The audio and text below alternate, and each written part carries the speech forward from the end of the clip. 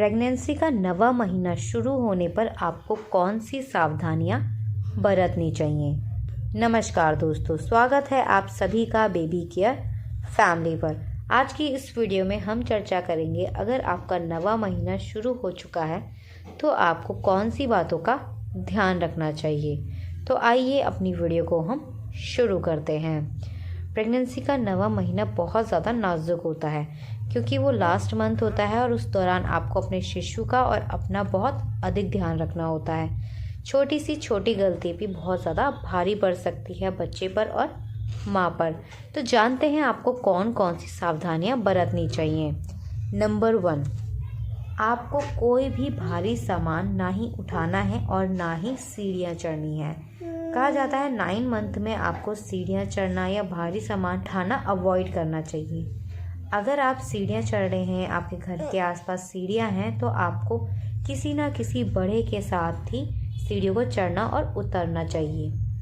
Number 2, आपको लंबे समय तक थकना नहीं है, यानी कि आपको कुछ ऐसा काम नहीं करना जिससे आप बहुत अधिक थक जाए।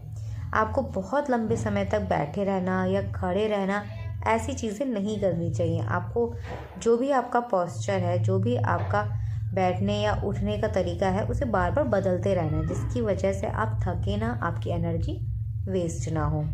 नंबर 3, आपको खुद को तनाव से दूर रखना है। 9 मंथ शुरू होने पर अक्सर महिलाएं डरती हैं, घबराती हैं और तनाव में आ जाती हैं, मगर आपको ऐसा कुछ भी नहीं करना है। आपको सारी चीज़ों की जानकारी रखनी चाहिए और हर चीज़ के लिए पहले से ही तैयार रहना चाहिए। साथ ही खुद को तनाव से दूर रखने के लिए आप योगा और वॉक का सहारा ले सकते हैं।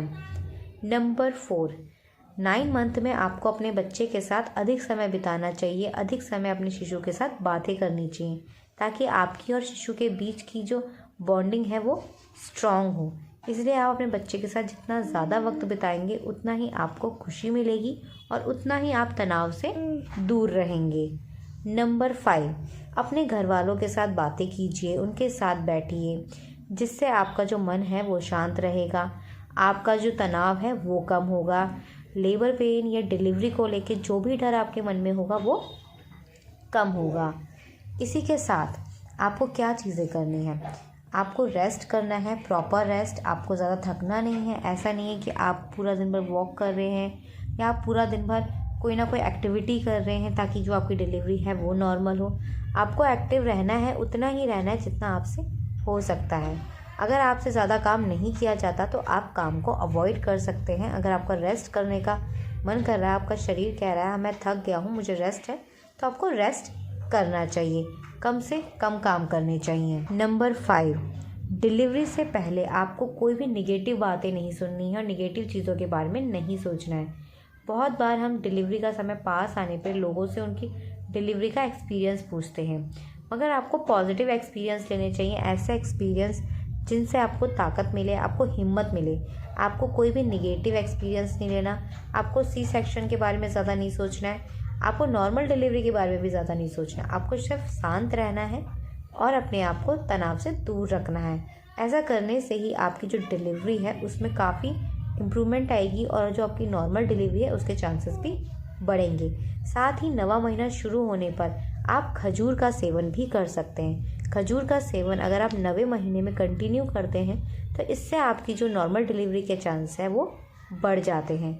तो आप रोज़ाना 3 से 4 खजूर या 5 खजूर का सेवन मॉर्निंग में कर सकते हैं, जिससे आपकी नॉर्मल डिलीवरी के चांसेस बढ़ सकें। साथ ही आप गुनगुने पानी को पीने में और नहाने में, दोनों में ही इस्तेमाल कर सकते हैं। आप देसी घी भी 9वें महीने में दूध के साथ या दाल के साथ या रोटियों के साथ ले सकते हैं। इन सब से आपकी जो नॉर्मल डिलीवरी के चांस हैं वो बढ़ने में मदद मिलती है। बेबी का जो डिलीवरी बैग है वो कैसे रेडी करना है, माँ को अपना डिलीवरी बैग कैसे रेडी करना है, ये भी आपको 9वें महीने में ही पैक करके रख देना चाहिए, क्योंकि 9वां महीना शुरू होने के बाद कभी भी डिलीवरी हो सकती है। कभी कभार जो डिलीवरी है वो डिलीवरी डेट के पास होती है और कभी कभी जो डिलीवरी है वो 9वां महीना शुरू होने पर या 9वां महीना 10 दिन बीतने पर या 15 दिन बीतने पर भी हो जाती है। इसलिए आपको ध्यान रखना चाहिए कि आपका जो डिलीवरी बैग है वो पहले से रेडी हो। इसके लिए आप डॉक्टर्स की हेल्प ले सकते हैं, अपने फैमिली मेम्बर्स की हेल्प ले सकते हैं। आप चाहें तो यूट्यूब पर वीडियो देखकर भी हेल्प ले सकते हैं और अपना बैग रेडी कर सकते हैं। इसी के साथ न्यूबॉर्न बेबी की केयर कैसे करते हैं, उसे कैसे पकड़ना है, न्यूबॉर्न बेबी आने के बाद हमें क्या क्या चीज़ें करनी चाहिए, अगर ब्रेस्ट मिल्क सप्लाई हमारा ना आए तो उसे कैसे बढ़ाना चाहिए, डिलीवरी के बाद क्या खाएं क्या ना खाएं, इन सभी चीज़ों की हमें पूरी जानकारी रखनी चाहिए। इसलिए कहा जाता है नवा महीना शुरू होने के बाद आपको अपने घर के मेंबर्स के साथ बैठना चाहिए, बातें करनी चाहिए और जो पॉजिटिव एक्सपीरियंस होते हैं लोगों के वो लेने चाहिए।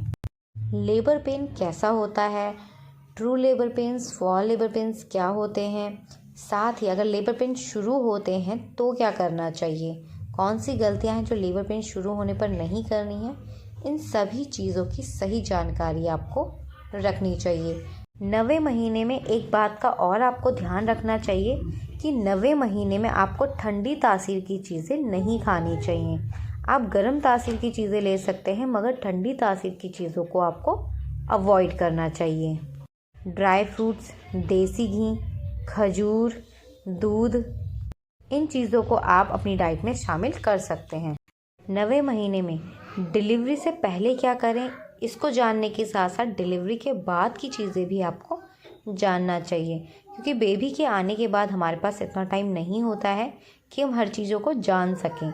अगर आपको हर चीज़ की जानकारी पहले से होगी तो आपको ज़्यादा प्रॉब्लम्स नहीं आएंगी। डिलीवरी के बाद आपको अपना बहुत अधिक ध्यान रखना होगा, स्पेशली आपको अपने खाने पीने के ऊपर ध्यान देना होगा। ऐसा करने से डिलीवरी के बाद बहुत सारी महिलाओं को जो प्रॉब्लम्स होती हैं बॉडी पेन को लेकर वो आपको नहीं हो। इसके लिए आपको डिलीवरी के बाद क्या खाना चाहिए इसकी सही जानकारी होनी चाहिए। साथ ही डिलीवरी के बाद महिलाओं की मसाज की जाती है, जिसकी मदद से आगे चलकर हमारी बॉडी भी बहुत जल्दी रिकवर होती है और आगे चलकर हमें कोई प्रॉब्लम्स नहीं आती हैं। तो आपको ये सारी चीज़ों की जानकारी रखनी है कि आपको ये चीज़ें कहाँ से करनी है और कैसे करनी है। साथ ही आपको कोई ना कोई बड़े को अपने साथ ज़रूर रखना चाहिए। ऐसा करने से बच्चे की भी अच्छी देखभाल होती है और आपकी भी अच्छी देखभाल होती है।